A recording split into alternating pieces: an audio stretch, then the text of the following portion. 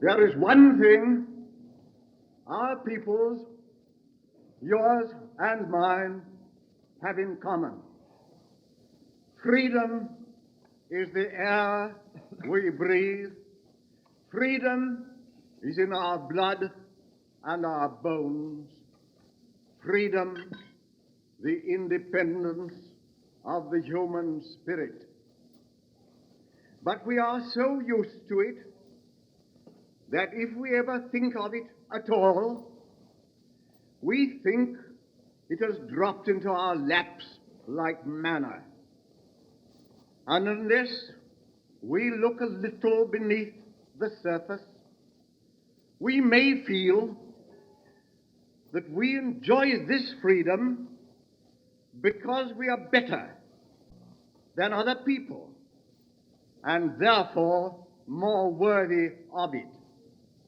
Indeed, we may give an impression to the world of that complacent self-righteousness which is said to be one of our most offensive and irritating characteristics.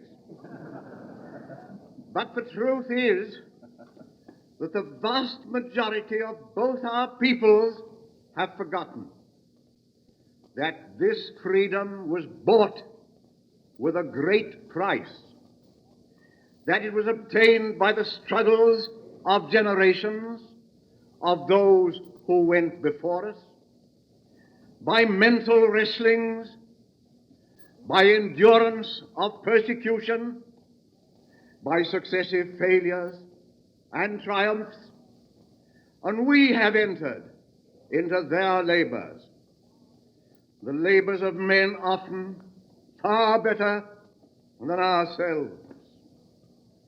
And if we realize this, how can we imagine that what has been won at such price can be maintained without effort and at no cost to ourselves? Can the lamp, by the light of which our ancestors trod their upward path, still show us the way unless we keep it trimmed and bright when it is handed to us? Some such thoughts as these have been in our minds in Europe since the Great War. And if they were not in many minds in America, you would never have called this great convention, before which I have the honor of speaking. Now, the questions which you are putting to yourselves are questions which are being asked in all the great democracies of the world. An answer must be found. Have we fallen short of our ideals? What are our ideals? Is democracy safe in the world? What perils face democracy within and without? The peril today from without is plain for the world to see. In Europe, it may be a challenge to the death. But perils from within are common to us all. As I said in Toronto only the other day, ideas are on the wing, and ideas may be a greater peril to democracy than the sword. Only a democracy, healthy in body and in every limb, can be immune from infection. You and I are probably at one in our ideals, but our problems are different, and the difference is due to certain obvious factors. You live in a vast country, I in a very small one. Our population is homogeneous. Living in an island, we have welded the different peoples who invaded us into a compact whole, and we have had hundreds of years in which to do this with no fresh admixture of alien blood. You are still in process of absorbing millions of your people and of making them into good Americans. People, many of them, to whom freedom was but a name when they first landed on your shores. Our industrial population, wherever it may be concentrated in Great Britain, can be reached at any point in a few hours at the most. Your problem, it seems to me, in many ways is a far harder and more difficult one than ours. Politically, you have a written constitution. We have not.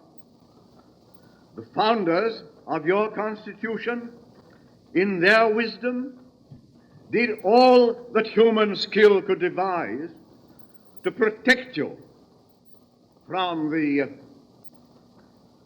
shall we say, the abuse of power by a temporary majority. We are dependent on that spirit of give and take, of moderation that is characteristic of our people. But if once they lose that, if a party majority were ever to play with the idea of forcing on the country their will before the country as a whole approved of that will, we might find ourselves nearer to revolution more quickly than you would. Those are a few of the obvious differences of environment and circumstance between us. And the more clearly we perceive them, the less we shall be disposed to criticize and offer advice to each other. Let us recognize that we both have a great part to play and get on, each with our own job at home, each convinced of the warm sympathy of the other, working for the same great ends, but not necessarily on the same lines. And I have come over to speak to you tonight because I was invited by a representative body of Americans who were good enough to think that I might say something to be of help to this conference at the present time. And I think I can help this great conference best, not by offering advice, for which I am not qualified, and which indeed would be an impertinence, but by telling you something of my own experiences during the years when I was called upon to guide the destinies of a great democracy through that difficult and critical period immediately following the war. Difficult as our problems are, there are things in common. And my story may give you lines of thought which may be useful to you in adapting them to your own purpose. But as the world is today, great events in one continent have their repercussions in another. No man can live out his life today in a walled garden. in a short address on a subject on which volumes might be written, I may at times sound didactic. That you must forgive. It is the last thing I wish to be, but I have not time in which to qualify and say with each statement, it seems to me. I speak for no one but myself. My public work is finished. Now, it was quite clear in Europe that after the war we were in a new world. The men at the helm of the various countries were sailing into uncharted seas, and seas not free from fog. Textbooks were of no use. History had to be written as we went along. And it was obvious that industrial history would be written at a speed never approached in its century-old evolution.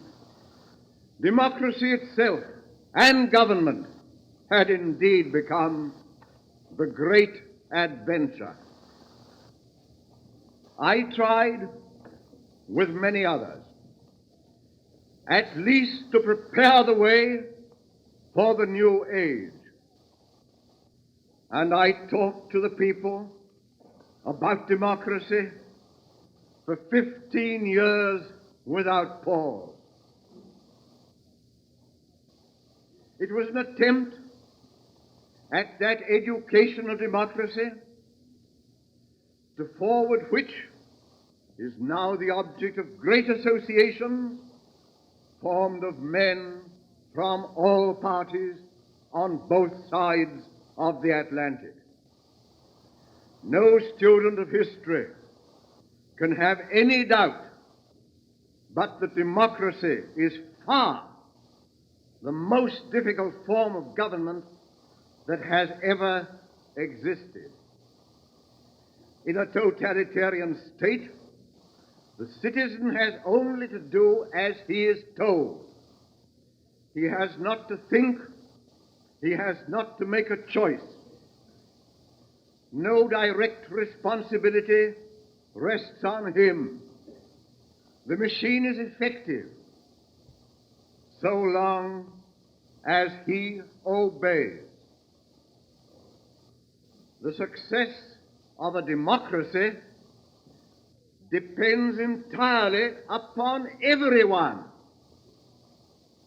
realizing his or her responsibility to it, thinking of his duties and forgetting for a time his rights. If he recognizes no duties towards the form of government to which he is ready enough to pay lip service and to shout for, the day may come when he will lose his rights by dangers from without or from within. That calls for education and character. Education in problems domestic and foreign, so as to have material wherewith to form a judgment, and character to concentrate on the essentials and to look beyond the immediate effect of particular action on the fortunes of any favorite politician. A Democrat should work for and be prepared to die for his democratic ideals as the Nazis and the communists are for theirs.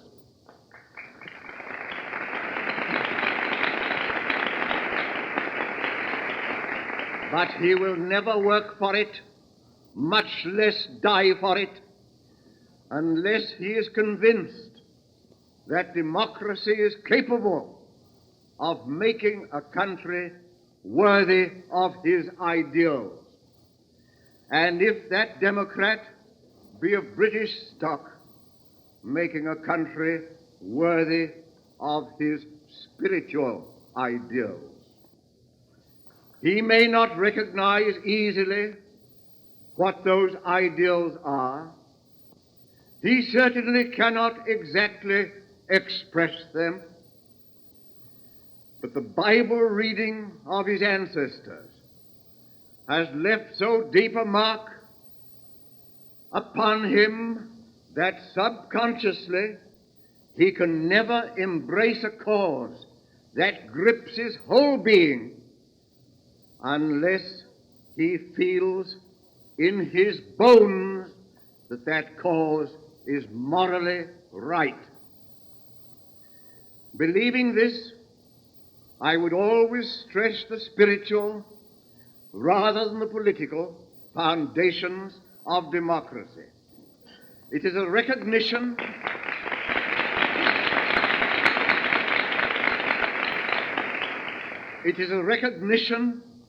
of the dignity of man and of his individuality.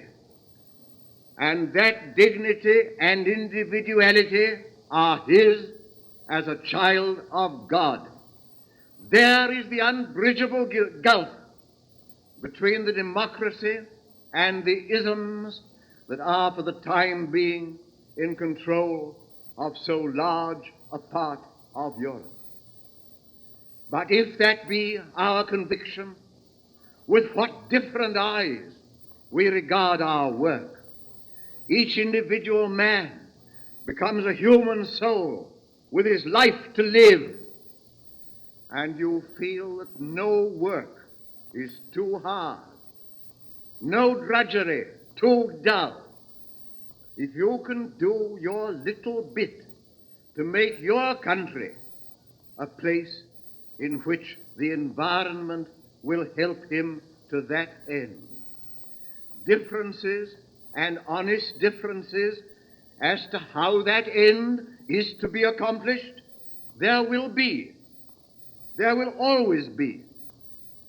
But with the common purpose, there should be a deep underlying national unity. That is a unity of divine purpose, springing from the people themselves, not imposed, and therefore, in time of stress and strain, infinitely more binding.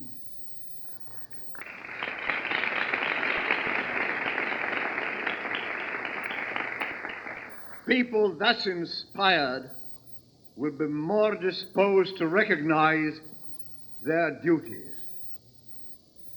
Every free human institution, if it is to be preserved, needs its watchdogs, and no institution more than a democratic government.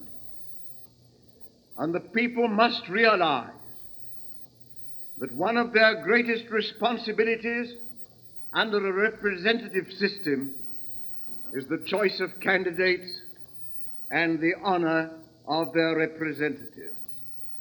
And for the maintenance of that honor, there must be a continuing interest and unsleeping vigilance on the part of the electors. There should be no higher honor than to be a representative of the people. It should be a legitimate object of ambition to the best men in the country, and the position of such men should be respected by the community. Are these things beyond us? I have often thought that many of us are too apt to underrate the quality of the ordinary man. Two things have impressed themselves on me as the result of my own experience as a political leader. One is the extraordinary instinct of our people to see clearly and to make up their minds quickly and surely on a critical issue. I have seen it many times. It does not surprise me, but it fills me with admiration. It makes a man proud to work for such a people. The second thing is their openness to appeals on the highest grounds. There are some politicians, as there are some newspaper men, who have a contempt for the ordinary man and think that any garbage is good enough for him. The politician may draw cheers. The newspaper man may make money. But power and influence they will never get by such means.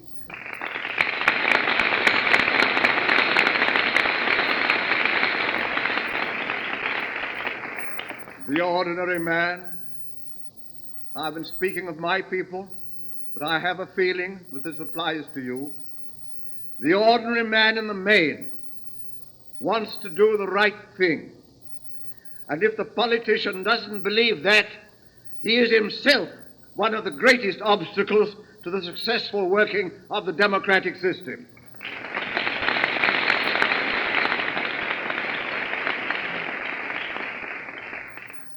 Now, I spoke a few minutes ago of the perils that face democracy from without and within. These perils are real. They are at our doors. Of these things I have been speaking at home since the early years after the war.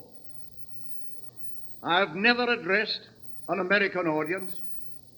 Probably none of you have read anything I've said, so I have no need to apologize to you for going over some of the ground I have so often covered at home.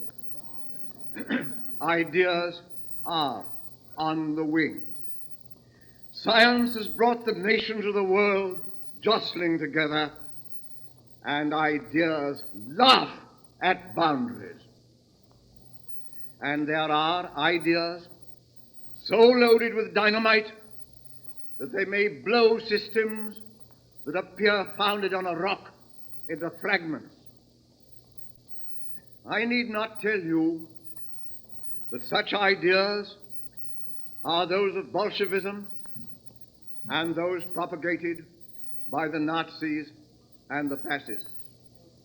No one can foresee what effect they may have on the future of the world, how far they may spread, what their ultimate form may be. But of one thing be clear: they cannot exist within the same boundaries of what you and I understand as democracy.